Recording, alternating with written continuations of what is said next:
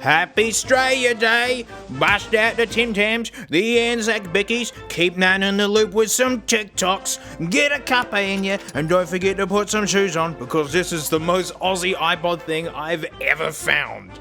To give you some perspective, we live on a huge continent, but there's only like 25 million of us. The USA has 300 million more than us. So we don't usually get special releases just for Aussies, but in this case, like, this one's so big, we have to move. We can't do this here. Hold on you Vegemite! Ugh, holy doc. Well go on mate, what makes it so Aussie then? That guy right there, mate, nothing says Happy Australia Day like having 16 Teds and having a spew in the Uber on the way home from the beach. Also from the smell of 1600 BBBQs burning per every square centimetre on this day. I've only got one Tui's thing in the house, and it's this, which I found in 2011 at campus at uni, and then I put it in my bag, and then forgot about it for years, and now I'm just saving for a special day. Every year or so, I'll just give it a shake. Ooh, it reminds me. That special day's coming up, I know it! It expired in 2015. Ugh. Look at that. It's got flavor nuggets. You won't believe how many babies this baby can baby. I've done some research on this and there is nearly nothing at all about this. I mean, it's clearly a promotional item, right? You know, that's reekingly obvious. And if you look at the back, you know, there you go. Promotions. Makes sense. This was a giveaway of some sorts, and the only information I see about it is people either selling theirs or there's a fantastic website which is offering it as a total $600 prize. Using the Wayback Machine, which is genius by the way, you can just look at Apple's site from 2011. That's how much an iPod costs. So, you know, more than 350 bucks people are saying that this nugget is worth. Only 2 years ago, someone bought one on eBay for 300 bucks. $300 it is. Look, it's got the 30 pin in it, and look at this childbearing dock. That is more than Big Chungus compliant. I am furiously confident that this one's gonna fit.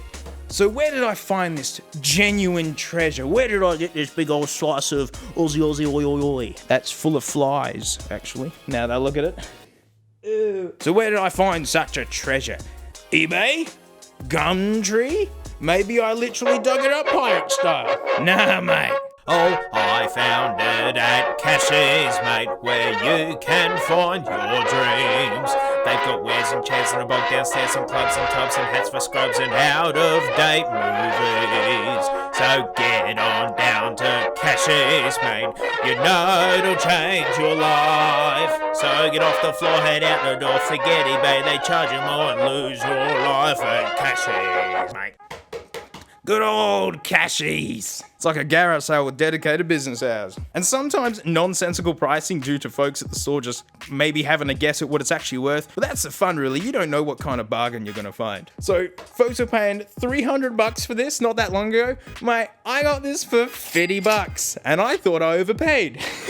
Because I've done promotional work for big companies, I understand the dance they're doing because it's like they're giving it away, so they don't want it to be overly expensive, otherwise they're going to lose heaps of money. But they're putting their name on it, so they don't want it to suck, otherwise people are going to start hating the company. So usually what they do is they take mediocre components and put it in a beautiful case.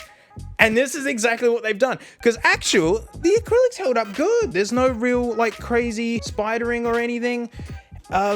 You know, it's pretty old. I'm guessing, you know, this is about 10 years old and acrylic is not easy to work with. This is held up pretty good, like look-wise. I don't know why, but this font just worries me. I think that looks pretty lame. It's got little detents to help you find where the center of the pots are. It's all right. It's a big old slice of all right. Oh yeah, baby, that's where you want your aux in, right next to the power. It's got the porting and everything. So if you're gonna make something on the cheap, making it in clear acrylic, brave, very brave. But you know, folks don't usually know what good components look like anyways. You know, it's all right. There's the amp and the power supply. I mean, the wiring isn't amazing. But, I mean, it's not janky, it's just, I don't know, it's just not super tidy. But, you know, again, it was designed to just be given away to people. The backs of these speakers, though, I don't know why. For people who don't know, at the back of speakers are big magnets, and those do all the pushing, they do all the driving. And so the bigger the magnet you got, the more noise you can make, really. I mean, that's very layman's terms. People are gonna yell at me for saying that. But that's why big professional speakers weigh so much, because they got those massive hanking magnets in them. Whereas the cheap stuff, you said, I want to bet $1, dude. I got one. It's got kangaroos on it. Can you see them? I'll bet my $1 that the backs of those are hollow and they're hiding little tiny magnets. That's where I think they're hiding the jank. But enough gabbing, mate. I think it's time to plug this puppy in, eh?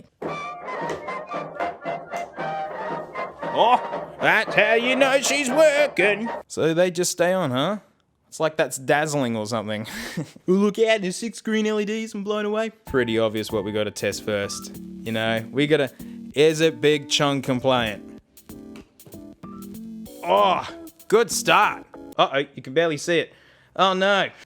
Mate, we did it. What? Oh. That's odd. All right. She works. Oh man, look at the wobble on this dock. We got a wobbly dock. I'm not being judgmental to those that have floppy docks, all right? Like, you know, happens to the best of us. A little bit of FDS didn't hurt anyone, mate. Floppy dock syndrome. Oh. Do it.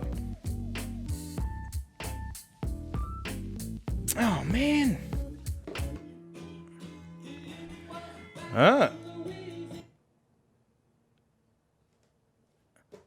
Oh man. It is, what? Okay, alright, hang on. I'm worried this is gonna break my 3rd gen. When I plug this in, it doesn't want to cooperate anymore. That's funky. No. Hey! Okay.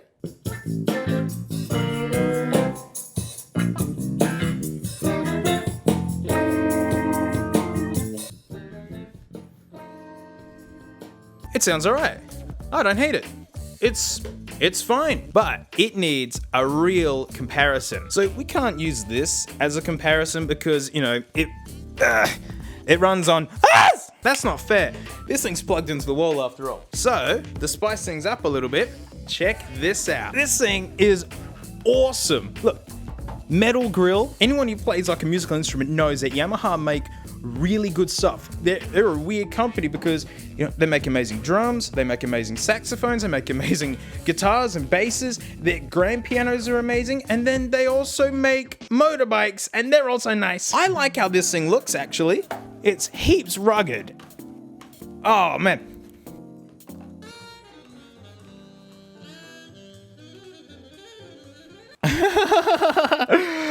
Oh, no. These docks really hate the 3rd gens. That is so interesting. But look at this. This is my favorite. They match. Isn't that awesome? It's actually using the iPod's inner controls. It's a really nice little speaker system. Interesting. Well, it looks like this is the hardest iPod to get working. But do you want to know my favorite bit about this? It has a handle. That guy has way more speakers and they're way... settle, mate, settle. You'll get your turn. Look at the power cord coming out of this. Look at the one coming out of this. This could run on... come on. So I think that guy should have a huge advantage against this guy.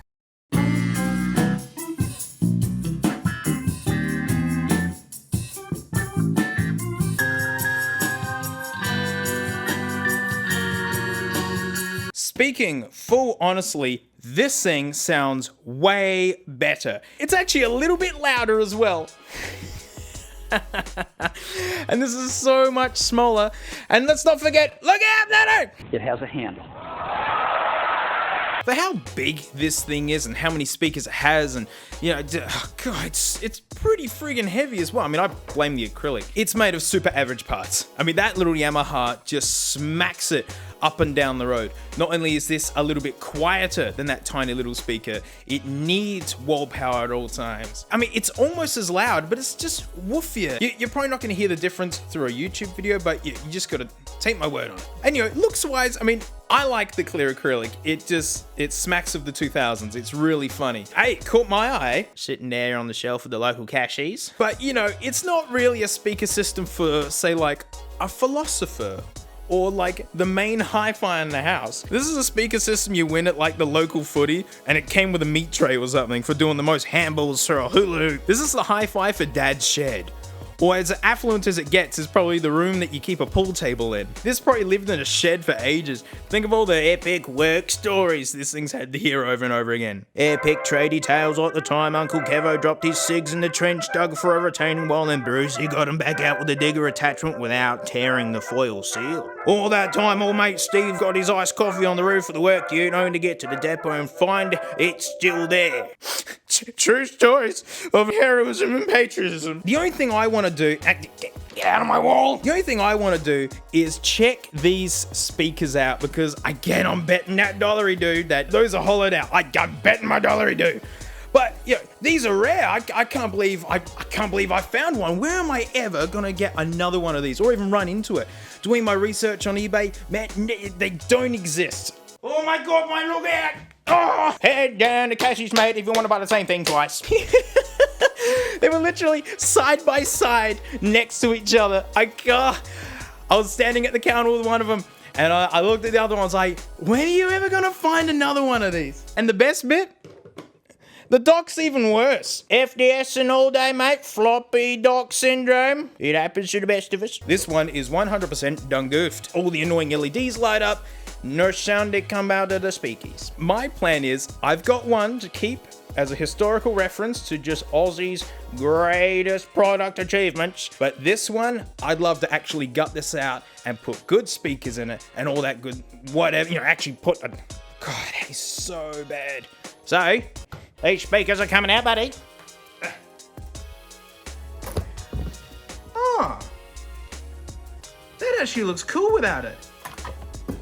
This looks cooler without the covers. Get on down to Cashie's, mate, where you can pay $50 for this.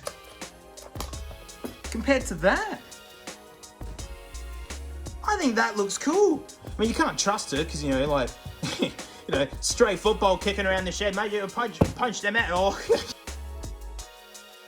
This case is actually pretty nice. Sounds completely hollow. Goodbye. Yeah! Just as I imagined, mate. Well, Shillers and Birches, I hope you all have a good Aussie day. Not too many Tim Tams now, right? You'll spoil your dinner of snags with dessert of more snags. Thanks for hanging around. I'll see you next week.